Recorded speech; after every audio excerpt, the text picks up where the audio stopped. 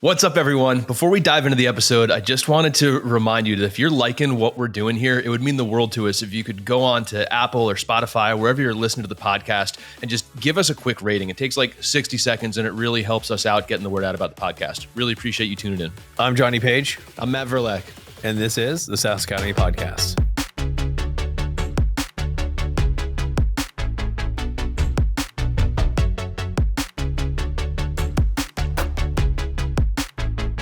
All right.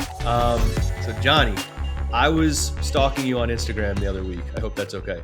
And I saw you put out this reel on leading a team out of Overwhelm. And the first thing I thought when we're like thinking about topics for the podcast is like, dude, we've got to talk about that because there's been no shortage of, times when we were up against Overwhelm. And so I wanted to ask you just to maybe kick the conversation off, like, what's the situation that was going through your mind when you were shooting that, reel on Instagram, right? Because I'm sure you got a couple of whoppers from your career. I got a few too, but like, what brought you there, man? Yeah, I think it's as an early stage SaaS founder and as a high performance leader, someone who aspires to push their team to get the best results possible. It's the flip side of the coin, right? That sometimes you feel like you're in over your head. And so unfortunately, multiple times in my career, I've had to like run into the wall a few times to realize that this is going to be a part of growing, having a fast growing company. And now have some of the tools to recognize when it's happening and overcome that, get the work out in front of us, back off of overwhelm and feel like we're in control of the situation that we're in. But man, the most recent one, I had a team member come to me, and unfortunately, most of the time, overwhelm can happen very easily in a customer facing role when the product's not right. It's very, very difficult, especially if you are not the person solving the problem. That team is specifically susceptible to, experiencing overwhelm because they have to fight the problem every day and they can't solve the problem every day. And so that was the situation our team found ourselves in. We knew some product changes that needed to happen. They're just going to take a while. And so our customer success team had to wake up every day and answer for and hear the same challenges vocalized by our client painfully over and over and over again. And the best they can do is to say, hey, I hear you. We're doing our best, and that's okay for a couple of weeks. It's okay for a couple of months, but I had a team member who had been in this spot for about 6-8 months. And of course it wasn't the same exact conversation, but this problem evolved over time and our ability to solve it was delayed. And so I sat across the table from this team member and they just said, look, I think I'm on the right team, but I think I'm just like running out of gas. Like I can't do this anymore. And that was the moment I realized like I had to, this person and this team was worth fighting for. And I realized like I gotta figure out a way to like get the, have this team member decompress and get out of this state of overwhelm. So yeah, man, that's where it was born out of. Got it, man. That's wild. It's interesting. It's like the more you can control something, the less overwhelming it seems in certain cases, right? So you think it was actually drawn out from the fact that they couldn't actually change the thing that was stressing them out? That's part of it. The other part of it is like, it's being overwhelmed is very much so like an emotional state. And so what I ended up walking this team member through was there's a lot of work, that we haven't clearly defined. So the steps I lay out in the reel are we dump, chunk, and sequence. So let's get all of the work out in front of us right now. And let's center around the facts. Like, what do we know about this situation? What's the work that we got to do? Let's dump all the work in front of us. So I literally pulled out the iPad and start working through it with them. We'll write out all the responsibilities. Where's the overwhelm coming from? And just that alone, seeing it all on paper instead of feeling it all and it's swimming around your head has a huge, benefit. And in fact, if that's all that we did was just help them like pull it out of their head, that would be, immensely helpful.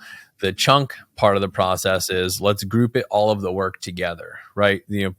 and I probably skipped over, there's two contributing factors. One being in a customer facing role where you can't solve the problem, but this happens in like every role. Like that team is particularly susceptible, but this has happened in, roles on our growth team, on our leadership team. It's just like a part of trying to do hard shit. It's like sometimes you find yourself a little too overwhelmed. Like you and I find ourselves there quite often. Like, hey, we're overcommitted. I'm pretty sure I was there yesterday. yeah. I'm like, I didn't want to not throw you under the bus, but call you out there. But yeah, it happens frequently. It's just part of like having big ambition and big goals. It's like quite often we've overcommitted. So we need this way to like, there will always be more work than there is effort. And so to be a high performing team, it means we just choose the right things. Right. We've said no to the right things and said yes to the right things. So the dump chunk sequence is an exercise. You say, hey, let's dump it all out. Like, what are all the things we think we have to do? And that alone will make it feel more doable because it's out of our head, not out in front of us. Chunk is like, which one of these things are similar? Like, are there certain projects that I need to be in a similar mindset for? And certain projects that work really well together. Let's chunk them together. And then let's sequence. And you're just going to create a priority list. And that, if we just go through that process, and sometimes for a team member who's kind of new to working through this, it needs to be facilitated. So we're jumping on a call and doing it. I'm curious from your perspective, Matt. You and I oftentimes have like different perspectives and approaches to the same problem. How have you solved? You've inevitably had a client, or a team member come to you and say, "Hey, I'm overwhelmed. This is too much." Like, how do you work them out of it? Yeah. So this is one where we're very similar, but I'll tell you, like, anytime I talk about Overwhelm, I smile about it now because it was a few years ago. But there is one time when I'm like, oh man, this was the craziest Overwhelm ever. And so I'll set this up, and then I'll tell you how we worked through it. Right. So it was when we were running our first company up launch, and we got our like MVP, minimum viable product, out on the market. It was pretty solid. We had like 80 customers at that point. So, I mean, it was a real business.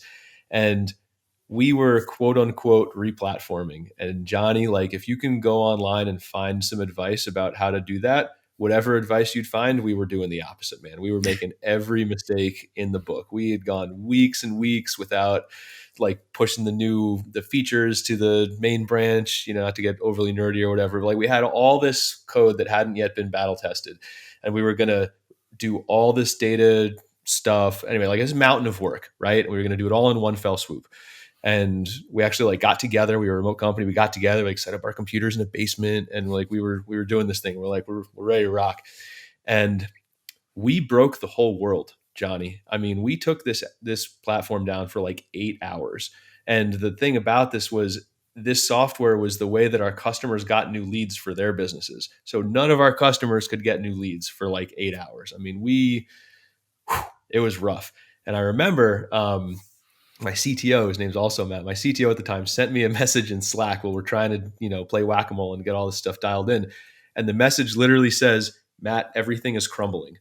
And like that one message, I'm like, man, this dude built this whole thing and he's telling me that everything is crumbling. I'm like, that is like Overwhelm defined, right? In a Slack message in like 4 or 5 words. So, dude, we did something really similar to what you said, right? I didn't have a dump chunk and sequence, but plan. But essentially what we did is, we just made a list of every issue that was going on, right? We just made a list of everything that was happening, every bug that we had. We got it all out on a whiteboard, right? But that was like the dump version of what you were talking about. So we got every single thing listed out, made sure we were good to go.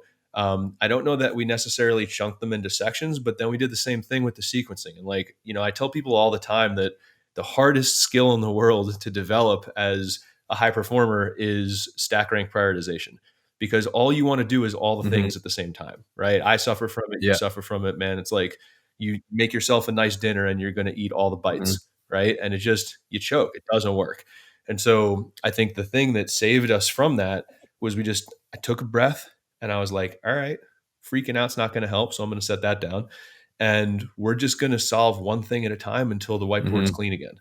And we prioritize them based on impact. What were the things that were going to make sure the data was solid? What can bring the app back online? What is like quality of life stuff that could wait till the end? We stack ranked, prioritized everything, and we just hammered. And we coded for 27 hours straight. We took a 4-hour nap and then went another 11 hours. And we got it all done, and we were cool. And then I shot a really nice apology video to our customers, and they were super cool and had our back, and it was all set. But man, it's like, if we hadn't written it all down, which is like the dump version of what you just said, and then like stack rank prioritized everything, like there's really only one next most important thing in any process, right?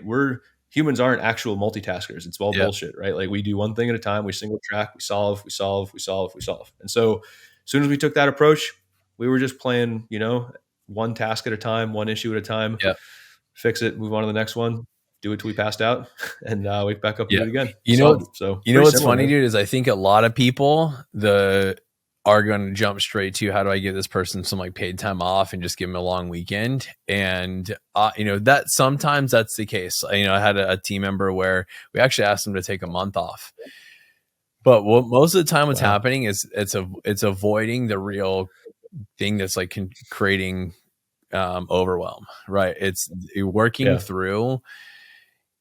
They need to have a sense of control of how they experience work and the things that they're working on. So that's what dump, chunk, and sequence gives them, right? And it also, if done with a team member, you feel like we're together in this. And for that alone, overwhelm is most of the time not a logistics, like I've spent too much time working. It is an emotional buildup of a loss of control, a loss of confidence, a loss of alignment. And you've probably, this person's probably made several attempts to create, control and alignment with their team, and it's just not working out. So how do you recognize, like, when you see a team member reaching a point of overwhelm? Like and I think here's where this question comes from. Look, if you're going to lead an early stage SaaS company, or you're going to lead a fast growing company, you will encounter this. Your ability to help work in a team member or an entire team out of overwhelm will minimize the amount of chaos you'll experience if you don't choose not to learn this skill. Hey, what's up, guys? Quick prompt to follow us over on LinkedIn. There are tons of B2B SaaS founders. It's just becoming a great place for us to connect, share bonus content on the podcast. So if you haven't connected with Matt or I on LinkedIn, check it out. We'll see you there. So how do we recognize? I think part of offsetting is just like finding it early. What are you looking for in a team or a team member to spot the early signs of overwhelm? Yeah, I'll tell you, man, like some of it is not reactive like that, right? Like if you're doing this at a world-class level, you're in the details before they hit that stage, right? So like I get pretty involved in the day-to-day work lives of my direct reports. Not to say that I micromanage them. I mean, I work them all against outcomes and coach them towards doing their stuff. But, like I run through a perfect week exercise with everybody on my team. I, try to make sure that they've got some, time to have like an integrated day, right? Where they can get outside, get some sunshine, walk the dog, make sure they get a meal, make sure they're doing all the stuff they got to do. So like some of this is, what's that saying, right? Like an ounce of prevention is worth a pound of cure, right? Like some of this is making sure that people know that they can actually work that way in a remote company where you're managing your own time. Like you should have the latitude to set your day up in a way that works. And so I think step one for me is the pre-work of making sure that you're taking an active role in coaching the people on your team to know that they can like live, that work doesn't have to suck. It doesn't have to suck. It doesn't mean you don't work hard. So that's like step one for me. So just to make sure we're unpacking step one. Step one is create your perfect week. How should a week go? Yeah. If you start with a blank canvas, do it in a iPad or on Google Calendar, map out. This is when I've allocated time for all of my important responsibilities. Exactly. Yeah, and the sequence that I use for that, like I start with the blank iPad. I say, what are the immovable work objects, right? Like are the meetings that you have to go to. From there, the next thing I tackle is health, right? Like when are you gonna, whatever being healthy means to that person. It means a different thing to everyone. I'm not saying everyone's got to go run marathons or lift weights, but like whatever, when are you going to do the thing that makes you feel healthy, right? Go put that in. When are you going to get some sunshine? Go put that in. And then all of the heads down work, we slot in wherever else. And they just say, I think I need 2 hours a week for that. I need, 10, 12 hours a week for project time. They just build it, man. But like, I think that's actually a really important thing because, my own self-sabotaging behavior is I put every ounce of work and then I'm trying to like get a workout in at 2 a.m. or Yeah. something stupid like that. And so the sequence of like immovable work objects, health and wellness, and then the focus work that's from a time bound perspective, somewhat flexible, like doing it in that order, like, man, we're 10 times more Yeah. effective at thought work when we feel Dude, healthy, it's, So that's the Dan sequence. unpacks this really well and buy back your time, but like there's certain types of work that drain your energy and there's certain types of work that create energy. And so part of the perfect week of what you're alluding to here is we need to look to make sure there's parts in our day that are creating energy. Not all of our work is going to be energy creating. There are going to be some parts of it. Like, if you're working in customer success, you're going to have to take some cancellation calls at some point. None of us want to. Most of the time they're going to be draining. I haven't met someone who like loves them, but to make sure there's a good balance of the stuff that creates energy and doesn't. So I love the focus on health and even just looking at it as saying, hey, where in the day are you going to intentionally create energy? Like what's the, high yield time? For some it's working out, for some it's getting in the sun, for some it's, whatever. Where's the time we're creating energy? So we're set up for success throughout the rest of the week. So you got a perfect week in place. I think one of the parts that you alluded to is like you have regular one-on-ones with your team.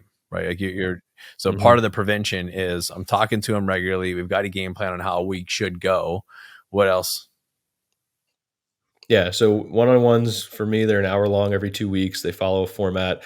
I'm pretty ruthless about like not doing transactional project updates in them. Like I'll let the team member get something off their chest or get unblocked if they got something. But the one-on-ones that I love are things about like, how are you feeling in your role? Let's talk about your career progression. Where can I coach you? How can I invest in you from a development standpoint? Like that's the stuff I love to talk about on one-on-ones. Like I recently had one and there was like 7 or 8 things on the agenda that my direct report put on there. And like, it was like number 4, it was like buried in the middle is like, how does my role evolve over the next year? And then like the other ones were trivial. And I was like, dude, forget all that other stuff. We're going to pluck this question. If we spend 59 minutes talking about this is going to be a great meeting. And like, he left that meeting knowing exactly how his role could evolve over the next 12 to 36 months. It was sick. So the one-on-ones for sure. And making sure that they're not like, you can't mail it in, man. Like a lot of people mail it in. They're like, tell me about all your projects and your little tiddlywinks and whatever, like all this little stuff that doesn't matter. Like that's about human to human. How can I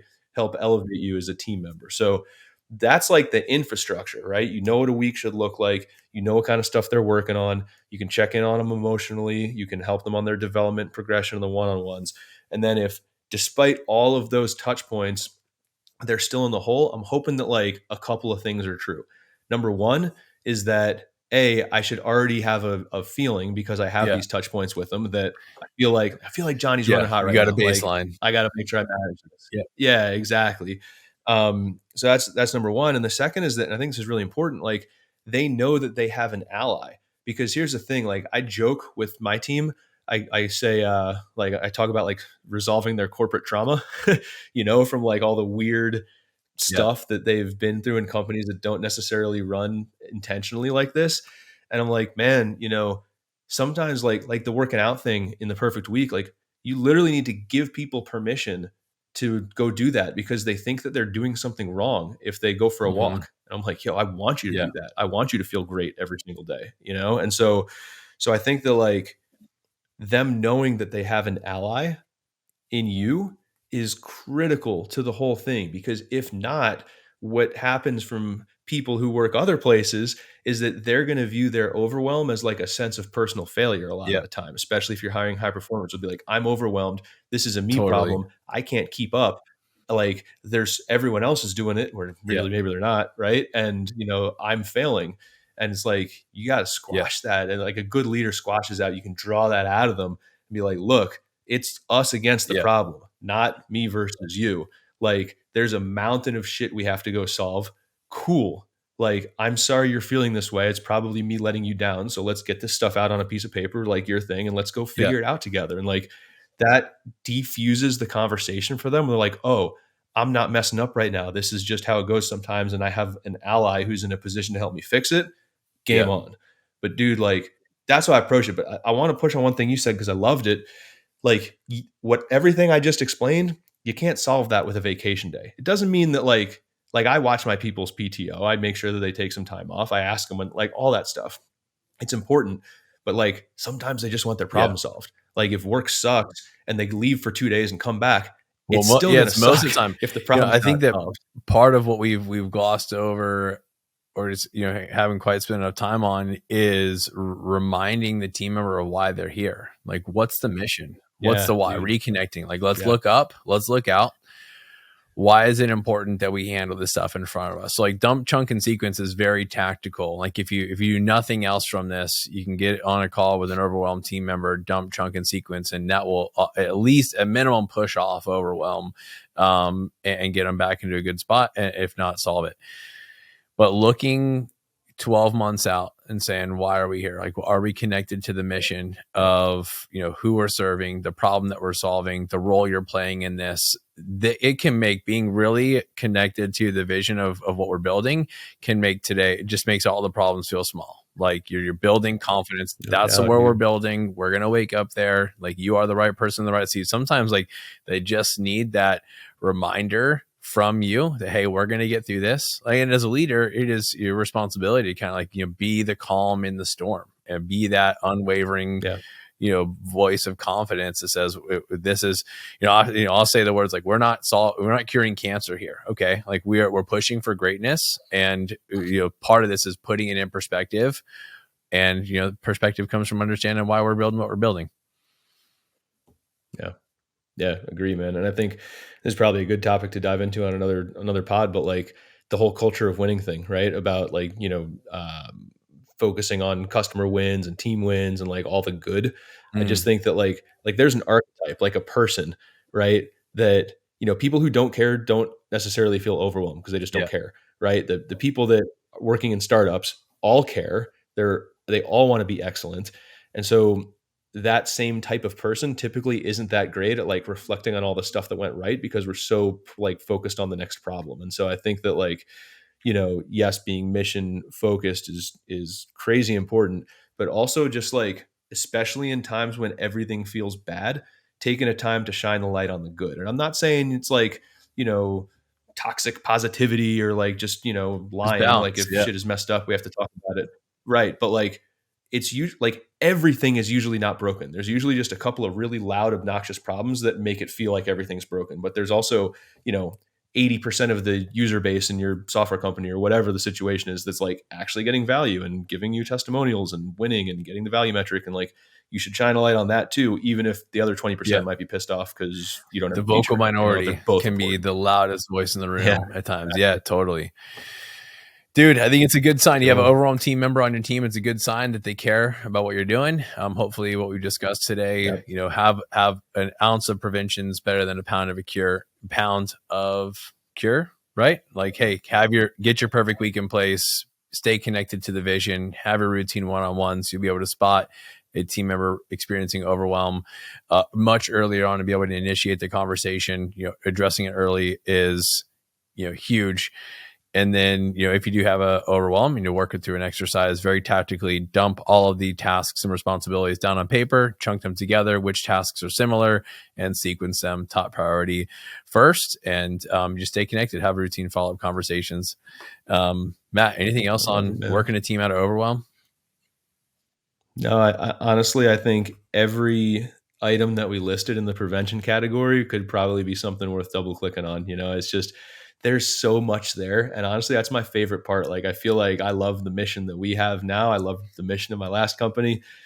I could work on a lot of different missions if I'm leading the team, and being able to lead at that level of like involvement and depth, man. Like when you learn to love that process, like you can accomplish anything with almost anyone. It's really a magical place. So I definitely, it's like building the vehicle. Yeah. I mean, I think of what you can expect. What are we going to talk about? Overwhelmingly, we're going to talk about on the SaaS Academy podcast. It is building the vehicle that will allow you to drive wherever you want to go, regardless of which customer you're serving, the market you're in, the product you're building. You have to get there with people. Yep. And what Matt and I have developed a knack for and hope to shine a light on and bring incredible guests in to share on is, how do you build the vehicle that allows you to go wherever you want to go? So yeah, we will definitely double click on that. Looking forward to it, man.